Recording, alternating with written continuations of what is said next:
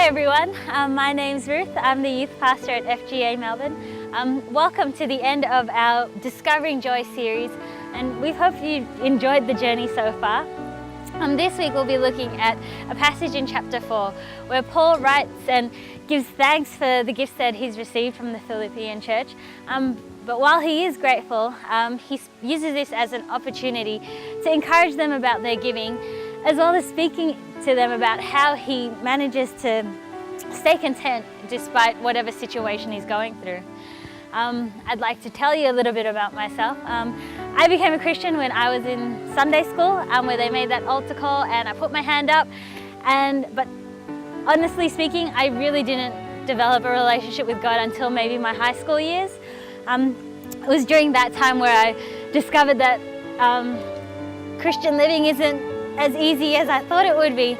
It seemed to be easier to be content and live a life filled with joy when things were going my way. When the world was working in my favor, I would look like I was actually filled with joy and I'd be very content with where I was at. But when life started throwing me curveballs, that's when I didn't look very joyful or very content. Growing up, my mum and dad used to teach me many lessons, but three that really stuck with me were: one, patience is a virtue; two, let your yes be a yes and your no be a no; and thirdly, be content with what you have. And I found that content lesson showing up every time we went shopping. Every time we'd go grocery shopping, I'd make my way down to the lolly aisle, find what I could find and bring it to my parents and ask them for it because clearly I needed it. And so the usual response I would get would be, Ruth, be content with what you have. Or in other words, just know you can't have it. And it wasn't limited just to my lolly intake. It expanded into other areas of my life, like when I thought I really needed this graduation dress, or I really needed to go to this birthday party at McDonald's. And yet time and time again my parents would tell me, you know what, Ruth, be content with what you have. And naturally I would think, yeah, if you gave it to me, I'd be very content. And so honestly speaking, this lesson is a lesson I am still learning today. After many years, I'm still learning how to be content. Although it may not be about candy anymore or dresses, it's more about living a life that I could be content with. As I've been journeying through life, I've been trying to figure out what success looks like in my life. And as I have, and it's been molded by the different expectations people have, and as I've journeyed through it, I've thought that being successful meant that I would get the grades that I needed, get into the university, any university for that matter, get my degree, get a stable job, get married, settle down, get a house, retire, and then after that I'd be successful and then I could be content with my life. But how many of you know that life doesn't actually always go the way we planned? Our expectations of life usually don't really meet with what life actually throws us. And so it's easy for us to stand there and go, God, why me? Why are you not giving me the things that I can be content with?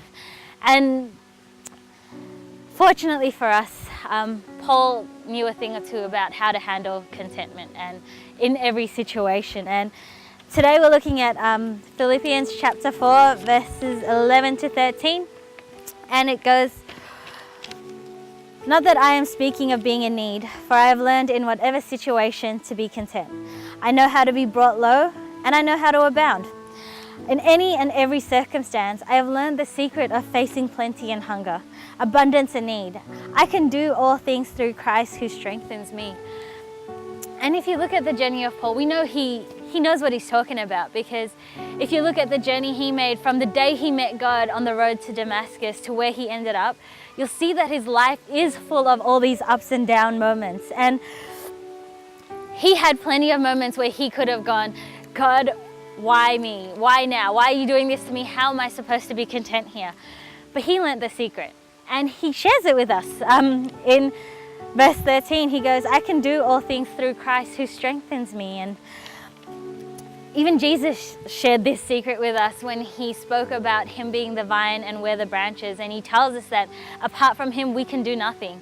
And what we find and what we see as we look at Paul's life is that through every circumstance, through every trial, through every storm, and even in the good times, he was content because he didn't look to his circumstances to find his contentment. He looked to God.